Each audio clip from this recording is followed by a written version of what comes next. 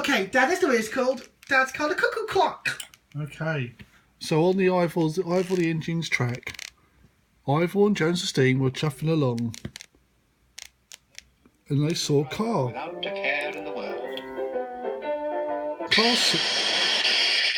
Oh, what's the matter?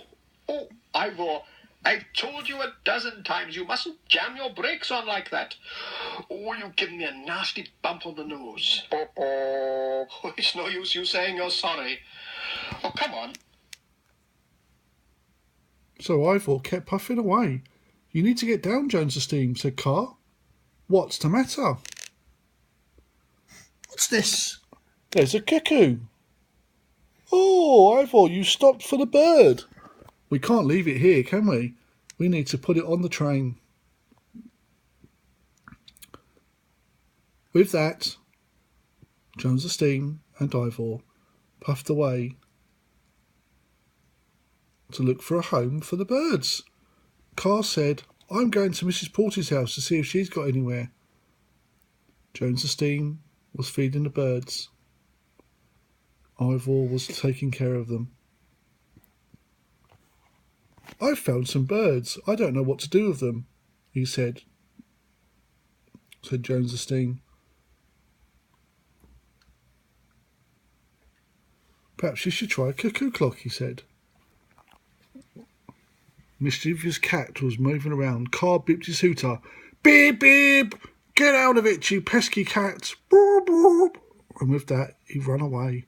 Jones of Steam heard the commotion and went to Ivor. We need to take these to a safe place, don't we, Ivor? Mrs. Porty's house, said Carr, is available. There was Mrs. Porty in the garden. We've got some birds. Do you know what we could do with them? Yes, she said. Bring them in. They went up into the loft and got an old cuckoo clock, which they then put on the tree outside.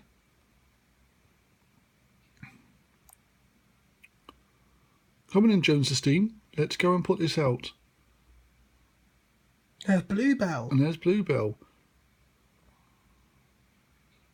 And the cuckoo clock went on the tree, and the birds lived in the cuckoo clock. And that's it. The end. Right, to be continued. Right?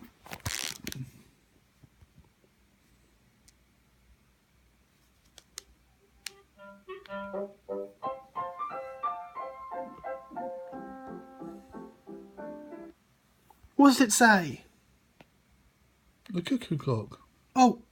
Story by Oliver Postgate, Peter Furman, Vernon Elliott, Owen Griffiths, Anthony Jackson, and Oliver Postgate. Filmed by Small Films.